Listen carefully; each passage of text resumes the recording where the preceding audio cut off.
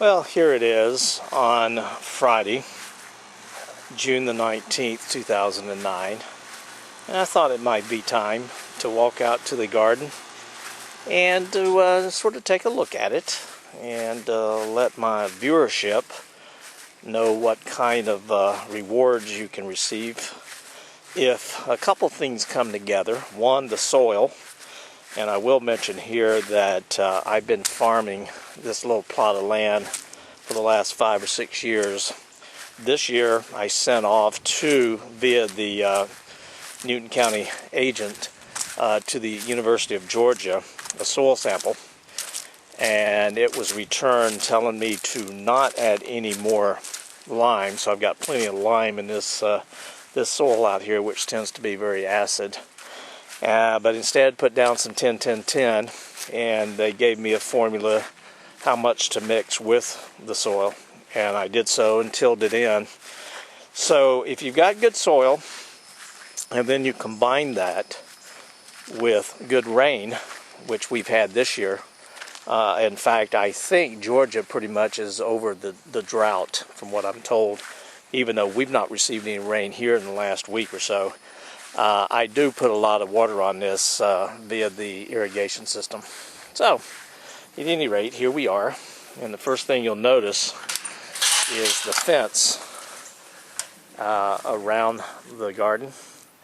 And this is not for decorations only. This is more or less to keep the deer out. And the fence down at the bottom is considered non-climb fence. And so, in essence, it will also keep out rabbits and armadillos and just about anything else as it comes this way. But let's just walk right here. I'll zoom in a little bit. This row right here, and you can tell it's looking a little picked. I'm going to have to put some water on it tonight.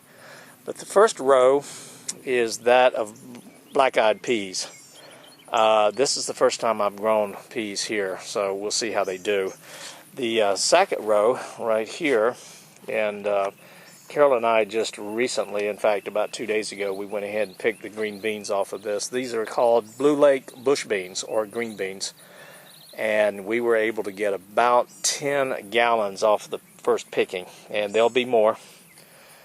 So they look really good. And of course here we have a variety of different tomatoes, and they're starting to grow. They're almost starting to turn red, except for these two plants right here.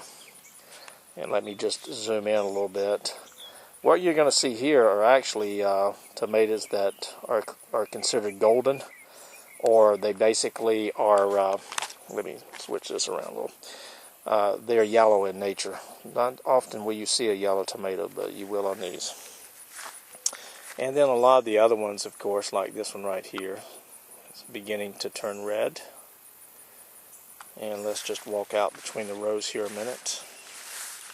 Keeping an eye ever vigilant for our good friends, the black snakes, who sometimes they like to come in here, no big deal. You can see here, this is going to be a very large tomato. And I probably have about 5 or 6 different varieties. Here's another pretty good sized tomato, you can see here. And then let's go right down here, and I will show you a tomato that's called Goliath. And as you can see right here, these are going to be really large. In fact, just to give you an indication how large they are, a slice of this tomato, when it's ripened, will probably cover a standard loaf of bread, slice of bread out of a loaf. So again, that's going to be a very large tomato. And then over on this row are the squash. And in fact, let me just go over across here, and you can see, let me get myself out of my reflection here. I'll zoom in, and you can see here's one of our squash that's probably about a day away from being ready to be harvested. And so you can go back. And then on this row here, we are looking at cucumbers. Now, let me just do something here. Let me just pull this back and show you what one of these cucumbers look like. I'll just zoom down and you can see how large they are. Very, very large. These are the largest cucumbers that I've ever raised here. They're grown and they are big. Let me see what's right here. They're pretty much everywhere. And then the last row, this row right here, these are lima beans. And as you can tell, they look real good. But the whole garden needs rain, needless to say. So this evening, oh, right here's a cucumber. Let me just go down on this, zoom in. You can sort of see the kind they are.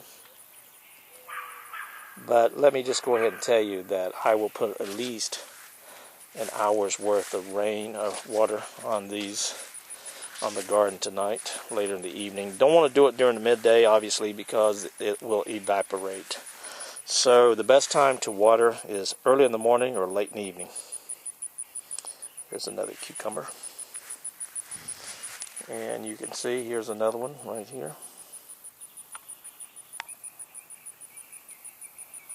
So there are cucumbers everywhere. And there will be a lot more to come. In fact, in the morning I will come out here and I will pick all of these cucumbers. Now usually I will mow between these rows. I keep grass here so it's fairly easy. Oh, and by the way, you notice this? This is a watermelon plant.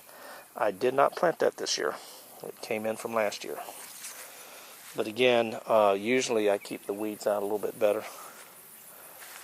So, at any rate, well, that's it for the garden, and I will pause. And so again, this is Friday evening on June the 19th, 2009, about 11 days before I retire.